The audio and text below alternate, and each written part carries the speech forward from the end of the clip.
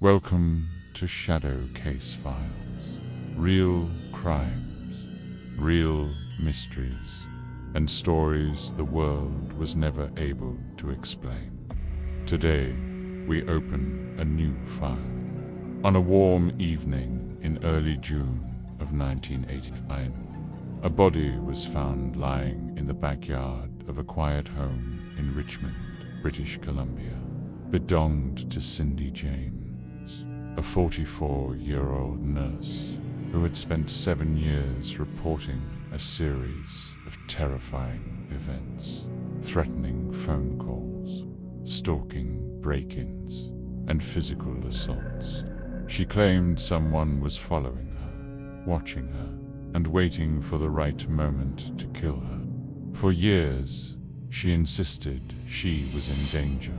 Yet the police repeatedly stated the same thing. They could find no proof that an attacker existed. Her story begins in 1982, shortly after Cindy separated from her husband, a psychiatrist she had been married to for 16 years. Not long after moving out, the phone calls started. They were never long, never clear, just breathing, whispering, and a message repeated over and over: "You're going to die." As the calls intensified, Cindy went to the police. She wanted help, but instead of calming down, the situation escalated into something far more disturbing. In January of 1983, Cindy was discovered inside her home, with her hands and feet tied together. She had bruises, small cuts on her body, and marks around her wrists. She said someone had broken in, yet she could not remember how it happened. Detectives found no forced entry. A few weeks later, officers arrived to see her windows smashed, her pillows slashed open, and her belongings scattered across the room. The phone had been ripped from the wall. In another incident, she was found unconscious inside her car, with one nylon stocking tied tightly around her neck. She was barefoot, confused, and terrified. Cindy continued to insist that someone was tormenting her, but police began to develop a theory of their own, that she was staging the incidents. They believed there were too few fingerprints, too few signs of struggle, too few traces of an intruder. They said the scenes looked almost too organized, yet there were moments no one could explain. Calls that came in while officers stood right beside her phone. An unexplained fire in her basement when she was not at home, where investigators found the phone lines cut from inside the walls. A neighbor reported seeing a strange figure running out of her yard moments before Cindy was found tied up in her own garden. Despite these details, the official stance was that Cindy might be harming herself due to psychological stress.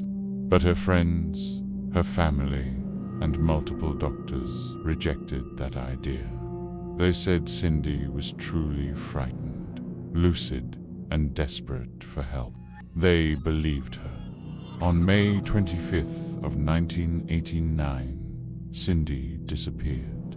Her car was later found abandoned with blood inside it. Items from her wallet lay scattered on the ground, as if taken and thrown in haste. 2 weeks later, her body was discovered.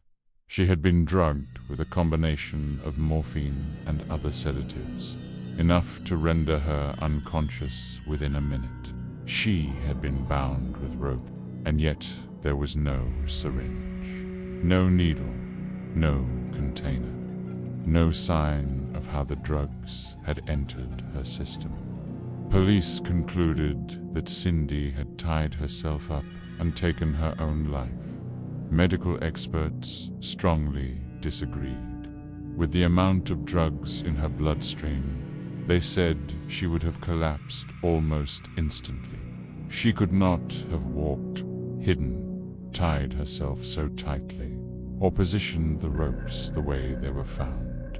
The restraints were too firm, too deliberate, too controlled, and the drug paraphernalia that should have been nearby simply did not exist. To this day, no one knows what truly happened to Cindy James. Was she stalked for 7 years by someone who never left a trace?